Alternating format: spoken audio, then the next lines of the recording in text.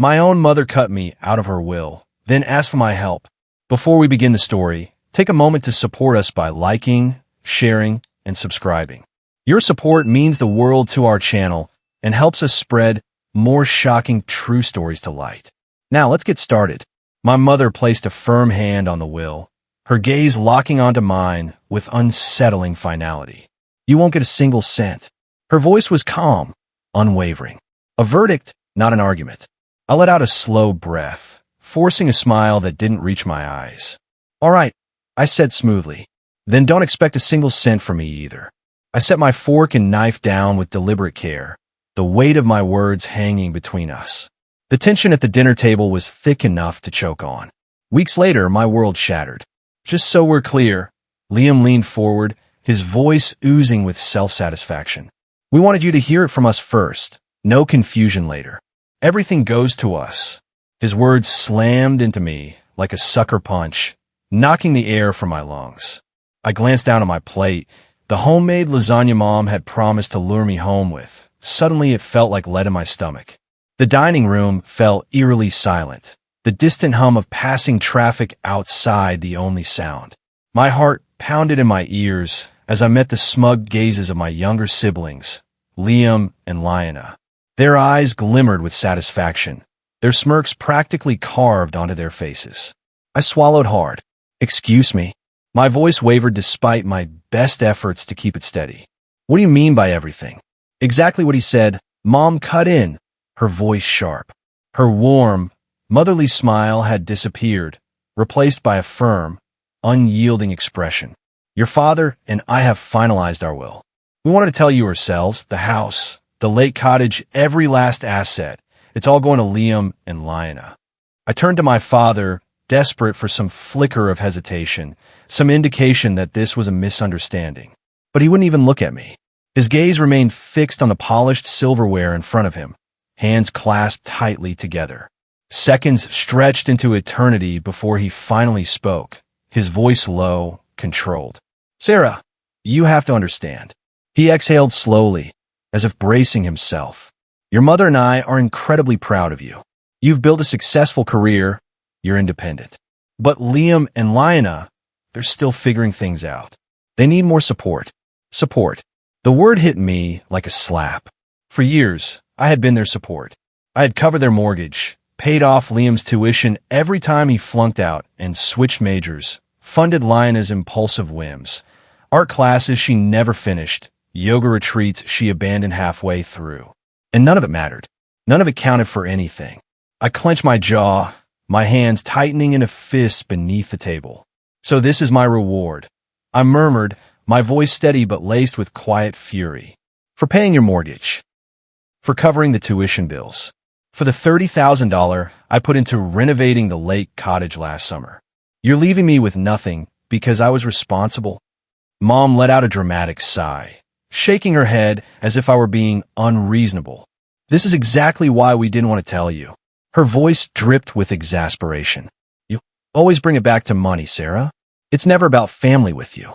Heat flared in my cheeks. My nails dug into my palm beneath the table. That's rich coming from you.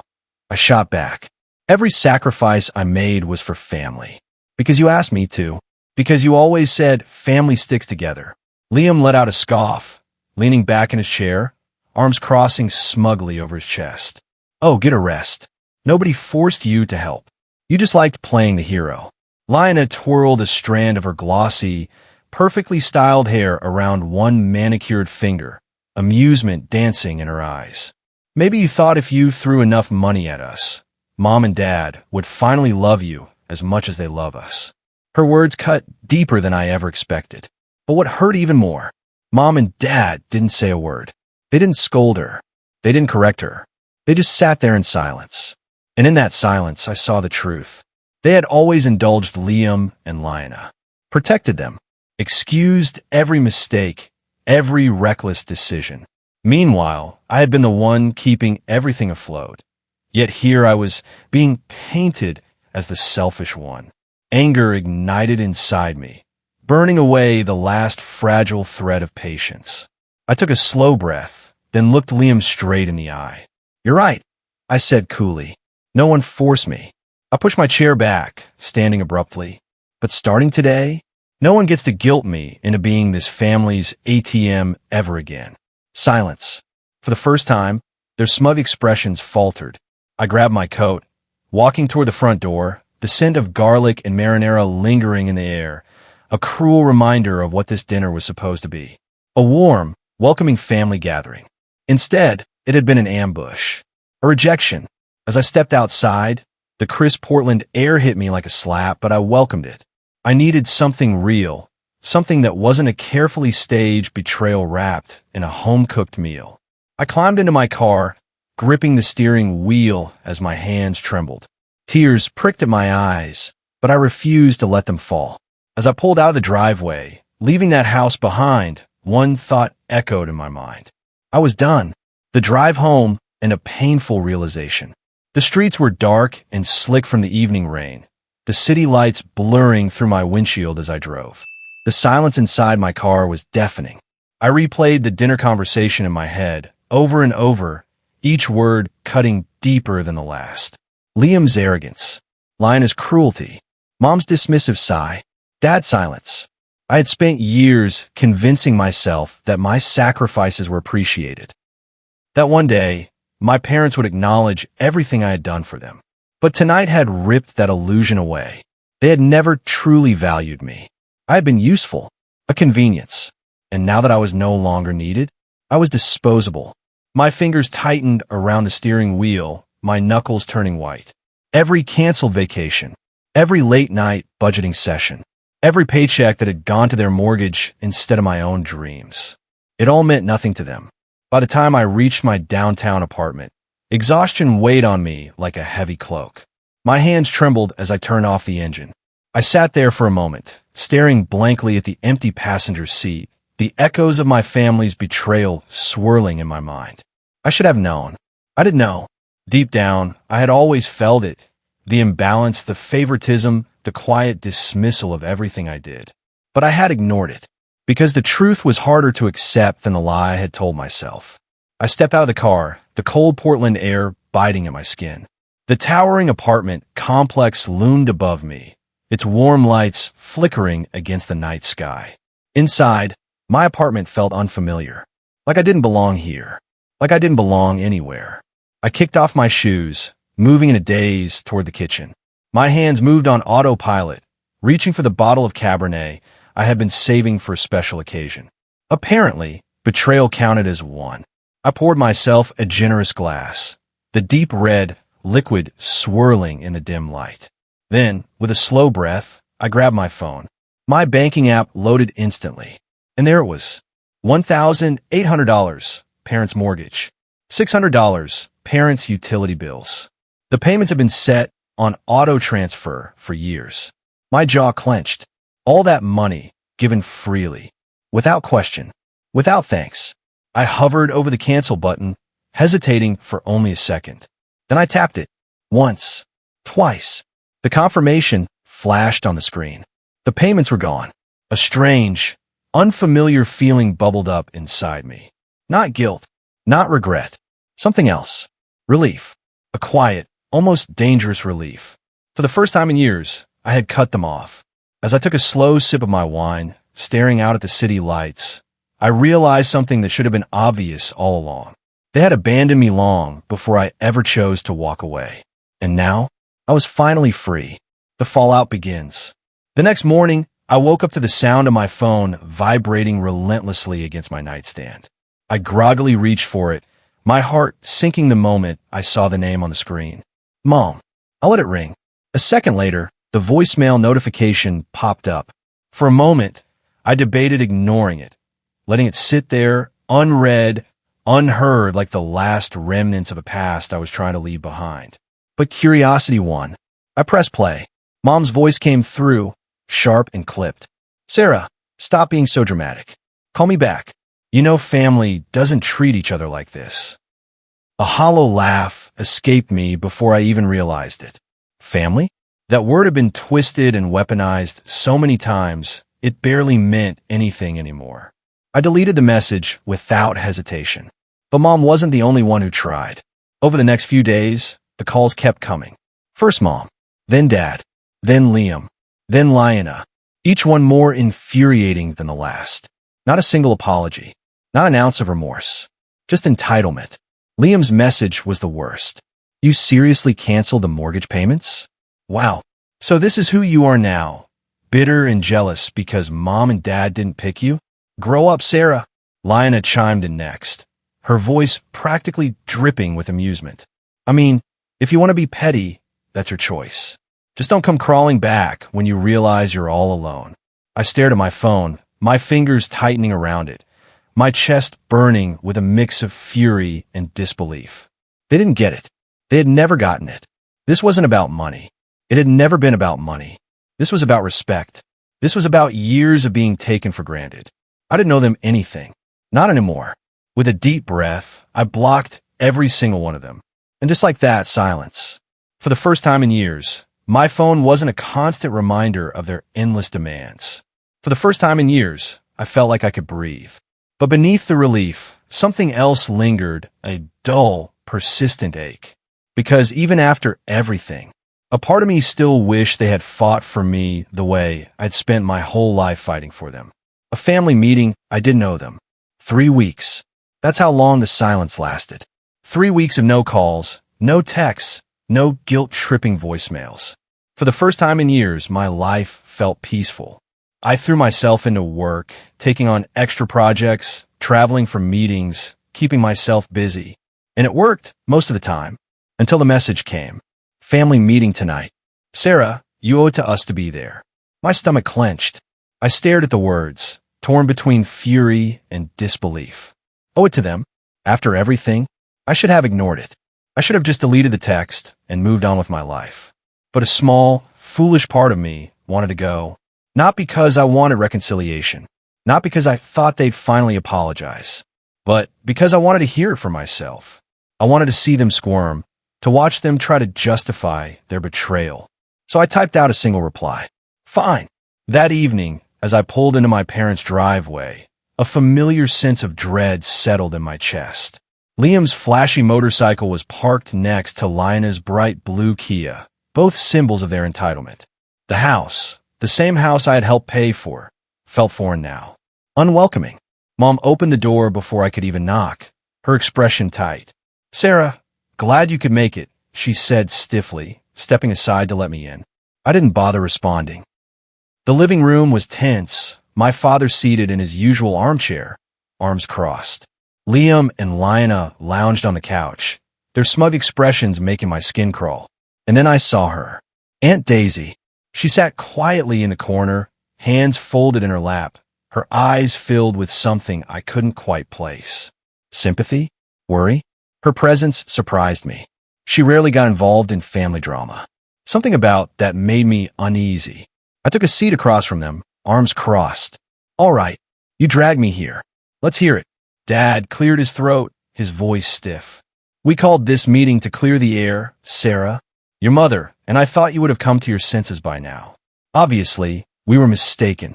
I let out a short, humorless laugh. Come to my senses? You cut me out completely after everything I've done for this family. And I'm the one who needs to come to my senses. Mom rolled her eyes, exasperated. Oh, stop exaggerating. Yes, you helped. But you're the oldest. It was your responsibility. Liam and Lyanna deserved stability. Something inside me snapped. I leaned forward, my voice cold. Stability? You mean the stability I paid for?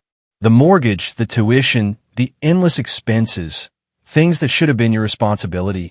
Liam scoffed, slouching back into the couch. Oh, please. Nobody asked you to do it. You just like playing the savior. Lyanna smirked, tilting her head. And now you're bitter because it didn't buy you a bigger piece of the pie. The arrogance. The entitlement. They actually thought I was the selfish one. I looked at Aunt Daisy, silently pleading for some kind of intervention. But she just sat there, lips pressed together, eyes sad but silent. I stood abruptly, the chair scraping against the hardwood floor. You know what? You're right. The room stilled. It was my mistake, believing I mattered to this family. Believing I'd ever be more than just a wallet to you. I turned toward the door, but Dad's voice stopped me cold. If you walk out now, Sarah, don't expect to be welcome back. I froze, my heart pounding. Slowly, I turned to face him. "That's fine," I said, my voice shaking with quiet fury. "I've never felt welcome here anyway." I walked out without looking back. And this time, I knew I wouldn't be coming back. The final betrayal. The night air was bitterly cold as I stepped outside, but I barely felt it. My body moved on autopilot, my footsteps steady as I made my way to my car. Inside, I gripped the steering wheel, my hands trembling with a mixture of rage and devastation. They had given me an ultimatum. Fall in line, keep paying, stay useful, or be cast out completely. I made my choice. And yet, as I sat there, staring at the house that had never truly felt like home, the weight of it all finally crashed down on me. They weren't going to fight for me. Not a single one of them. Not my parents. Not Liam. Not Lyanna. The truth was painfully clear now. I wasn't their family. I was their financial plan, and now that I had taken that away, I was nothing to them. A lump formed in my throat, but I swallowed it down. I refused to cry over people who had never truly loved me the way I had loved them. I started the car and drove away, not bothering to check if anyone was watching. It didn't matter, because as far as I was concerned, this was the night my family truly died.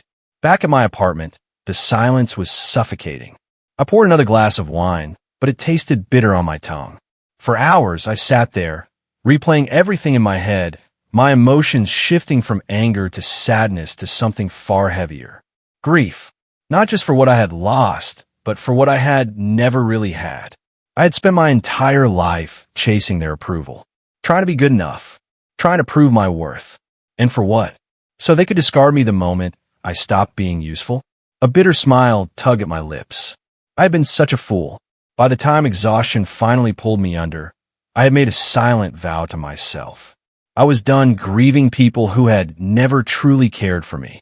I was done begging for love. And no matter what they did next, I wasn't going back. The retaliation. The next morning, I woke up feeling different. Lighter. Like I had finally stopped carrying a weight that was never mine to bear. But peace never lasts long when it comes to family like mine. It started with the calls. Blocked numbers. Unknown numbers. Each one ringing over and over, filling my voicemail with messages I refused to listen to. Then came the texts. "Mom, Sarah, you're being ridiculous. You can't just abandon your family like this. Dad, enough of this tantrum. We need to talk. Call me back. Liam, congrats. Mom's a mess. Hope you're happy. Lyanna, wow, really? So now we're just cutting off family like we're strangers? You're so cold." I stare at my phone, my blood boiling. They weren't sorry. They weren't apologizing. They were angry. Not because they missed me, but because they missed my money. I blocked every single one of them. And for a few blissful days, the silence returned. Until the rumors started. Aunt Daisy called late one evening, her voice laced with quiet urgency. "Sarah, your mom's been talking." I closed my eyes, already knowing where this was going. "What is she saying?" "That you abandoned them. That you stopped helping out of spite. She's making it sound like they're on the verge of being homeless and that you're sitting on piles of money, refusing to help." I let out a slow, controlled breath, gripping my phone tighter. Of course she is. People are starting to believe her. My stomach twisted. Of course they were. Because that was her specialty, playing the victim, twisting the truth until she came out looking like the wounded, selfless mother, and I was the cruel, ungrateful daughter. Years of my sacrifices? Erased. Every canceled vacation, every sleepless night juggling bills, every dollar I had poured into them, gone. Like it had never even happened. I wanted to scream. Instead, I laughed a bitter, hollow sound. "Let them believe whatever they want, Daisy." She hesitated. "Are you sure?" "I'm done defending myself." And I meant it. I had spent years justifying my place in that family, fighting for recognition, for appreciation, for basic human respect. And what had it ever gotten me? Nothing. So no, I wasn't going to beg people to see the truth. If they wanted to believe the sob story my mother was selling, that was on them. But I wasn't going to save her from the consequences of her own lies. Not anymore. The public fallout. Days passed. Then a week. Then two. I had almost convinced myself that the worst was over, that my family had finally given up. I should have known better. because my mother was nothing if not persistent. One evening, as I was unwinding after work, sipping tea and scrolling through my phone, I saw it. A Facebook post from my mother, and it was worse than I ever could have imagined. Raising children is supposed to be about love, not money. But some people forget that. Some people turn their backs on family the moment they find success, forgetting who helped them get there. It breaks my heart to see how selfishness can tear a family apart. But at the end of the day, God sees everything, and He knows who truly has a heart of gold. Below it, dozens of comments flooded in. You don't deserve this, Linda. You're such a good mother. Stay strong, honey. Your daughter will realize her mistake one day. Kids these days have no respect for their parents. It's disgusting. My stomach dropped. She had painted me as the villain, not just within our family, not just to close relatives, but to everyone. And the worst part? People believed her. They had no idea that for years I had been their lifeline, that I had covered their mortgage, that I had drained my own savings for Liam's endless tuition changes, that I had funded Lionel's expensive whims. All of it erased with a single manipulative post. I felt a slow, simmering rage creep up my spine. And for the first time in years, I wasn't going to swallow it down. I wasn't going to sit quietly while they rewrote history. So I did something I never thought I would do. I fought back. That night, I sat down on my laptop and told the truth. I wrote everything. Every mortgage payment. Every tuition bill.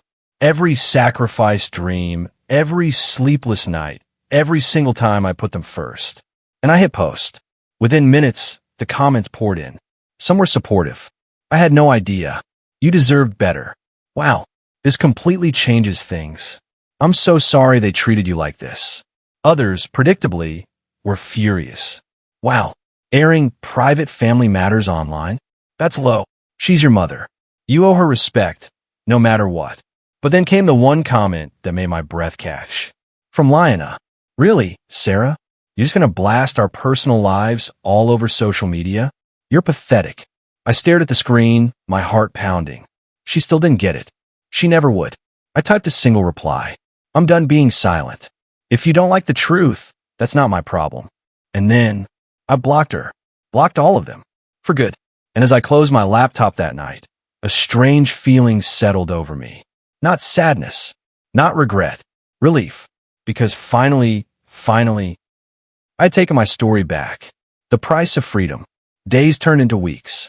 For the first time in my life, my phone wasn't a constant source of anxiety. No more calls.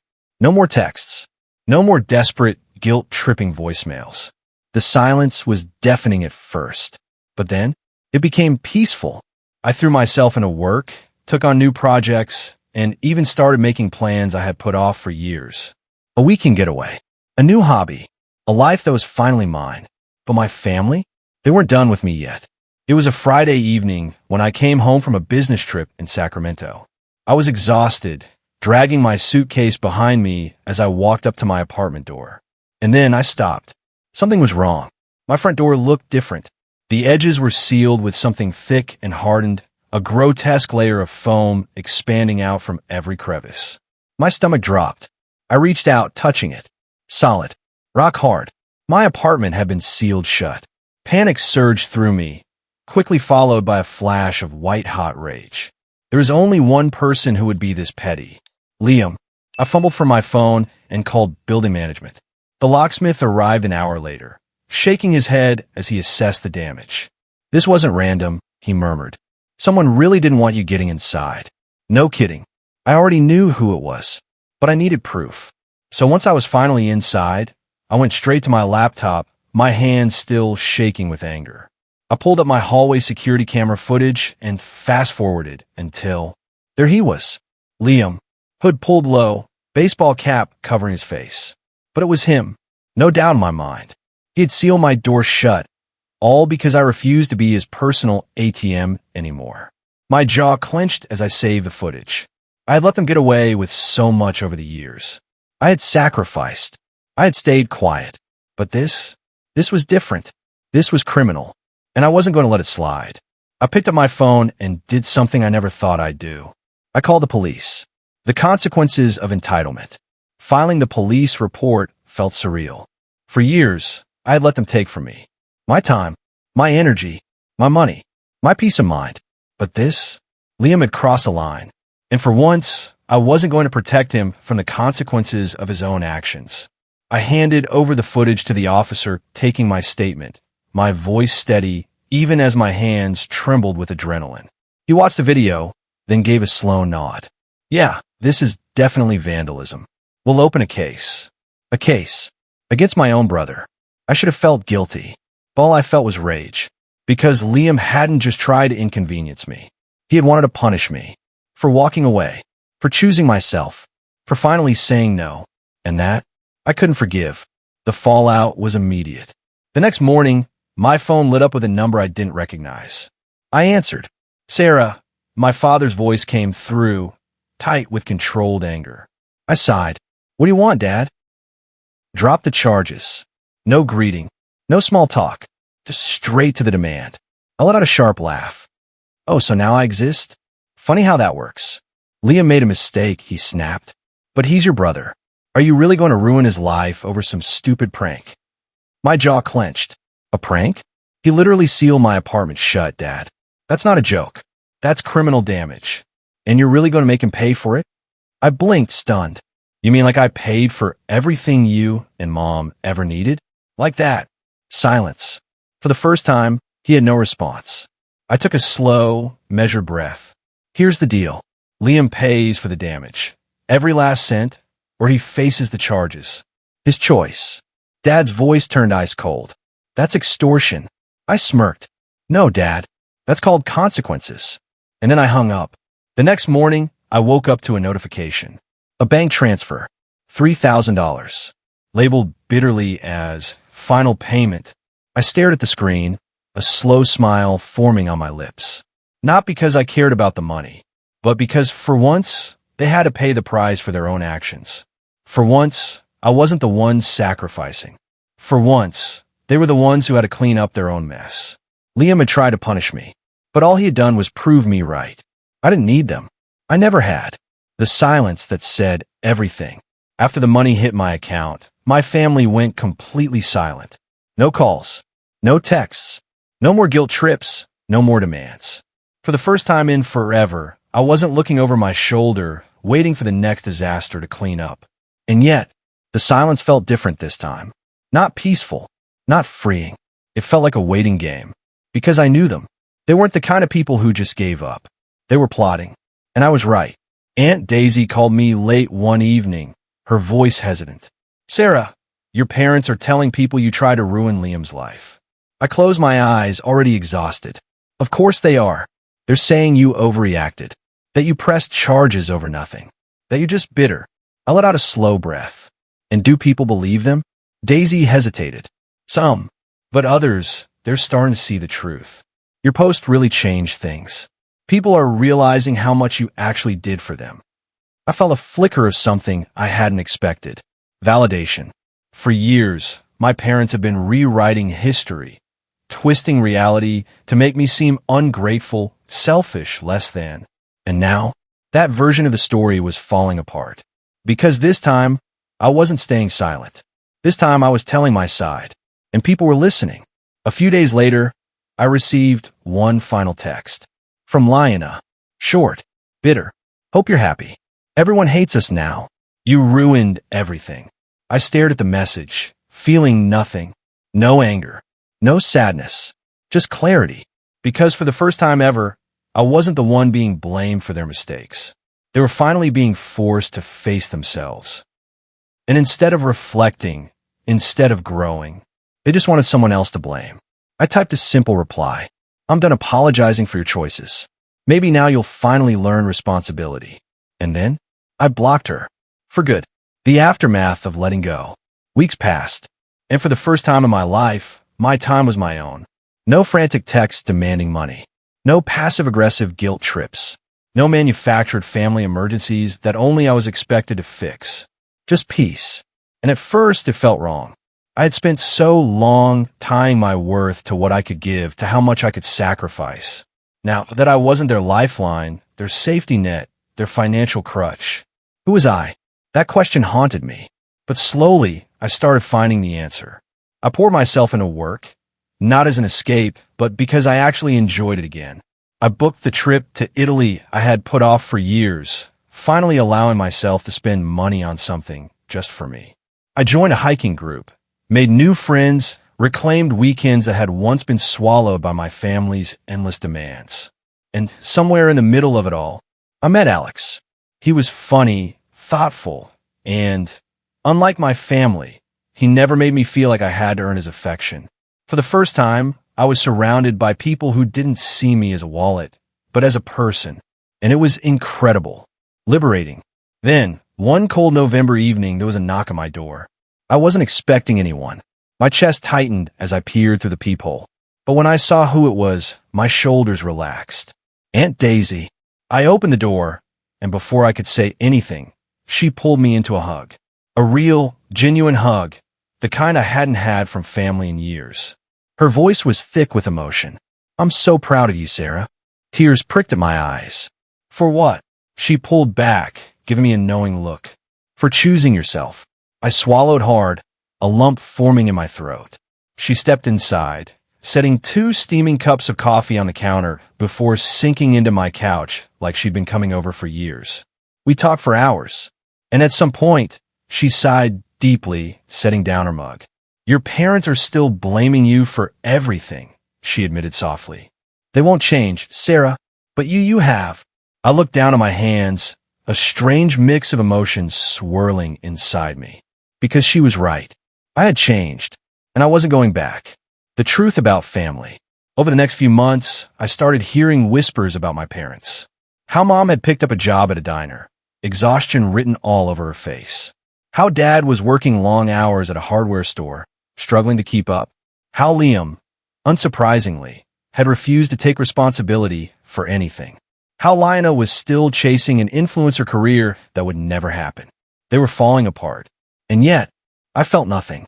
No guilt, no sadness, no desire to swoop in and fix it, because they had made their choice. And so had I. That Christmas Eve, I didn't spend the night alone, drowning in regret. I hosted a holiday party in my own apartment, filled with laughter, warmth, and people who actually cared about me. Aunt Daisy was there, watching me with quiet pride. As the night wound down, she pulled me aside, squeezing my hand gently. "You deserve all the happiness in the world, sweetheart," she said. "And I hope you never let anyone make you forget that." Tears burned at the back of my eyes, but this time they weren't from pain. They were from peace. Because for so long, I had believed that family was about obligation, that I had to sacrifice to be loved, that I had to give until there was nothing left of me. But now, I knew the truth. Family isn't about blood. It's about who shows up, who respects you, who values you. Not for what you can give, but for who you are. And as I stood there, surrounded by real love, real friendship, real support, I realized I had lost nothing. I had gained everything. The gift they never expected. 6 months passed. The sharp edges of betrayal had faded into something softer, a scar I no longer traced with pain, but with strength. My family had thought that cutting me out of there would devastate me. That would teach me a lesson. But in the end, it had set me free. They had left everything to Liam and Lina. But they had given me something far more valuable. My freedom.